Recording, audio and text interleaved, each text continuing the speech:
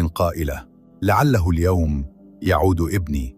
لكنها لم تكن تعلم أن ابنها عبد الله قد غرق في عالم آخر، بعيد كل البعد عن حقيقته، لا يعرف شيئا عن ماضيه. وهكذا صار انتظار الأم وجهل الابن قصة صامتة تنسجها الأيام.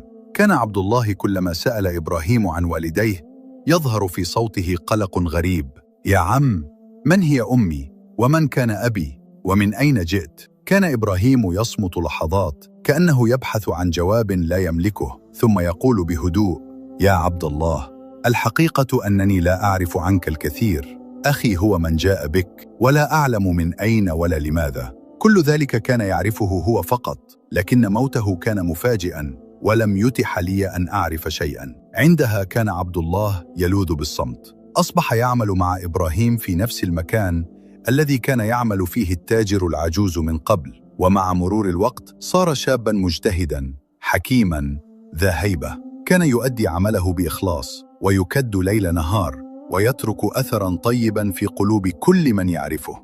وكان إبراهيم يثق به كثيرا ويعامله كابنه، وقد نجحا معا في توسيع تجارتهم. امتلكوا 5 سفن كبيرة، وكانوا يسافرون من مدينة إلى أخرى ومن قرية إلى أخرى، يبيعون ويشترون ويحققون نجاحا متزايدا. وأصبح البحر جزءا أساسيا من حياة عبد الله. بين الأمواج وصوت الرياح وجد عالمه الحقيقي. صار تاجرا ماهرا يعرف الطرق والموانئ ويفهم خفايا الصفقات. ومع ذلك ظل في قلبه فراغ خفي، شعور لا يستطيع تفسيره. ثم جاء يوم وكأن الله أراد أن يغير مجرى حياته. هبت رياح عاتية، وتلبدت السماء بالغيوم السوداء، واندلع طوفان هائل في البحر. لم يكن طوفانا عاديا، بل من تلك العواصف التي لا تأتي إلا نادرا، ربما مرة في سنوات طويلة. ارتفعت الأمواج كأنها جبال، واشتدت الرياح حتى صار الوقوف صعبا، وكانت صواعق البرق ترعب القلوب. لم يجرؤ أي تاجر على الإبحار، فالجميع كان يعلم أن من يدخل هذا الطوفان قد لا يعود أبدا. مرت الأيام ثم الأسابيع، والعاصفة لا تهدأ، وبدأ أثرها يظهر في كل شيء. توقفت التجارة، وفسدت البضائع، وبدأت المؤن والطعام تضيع وتنفد.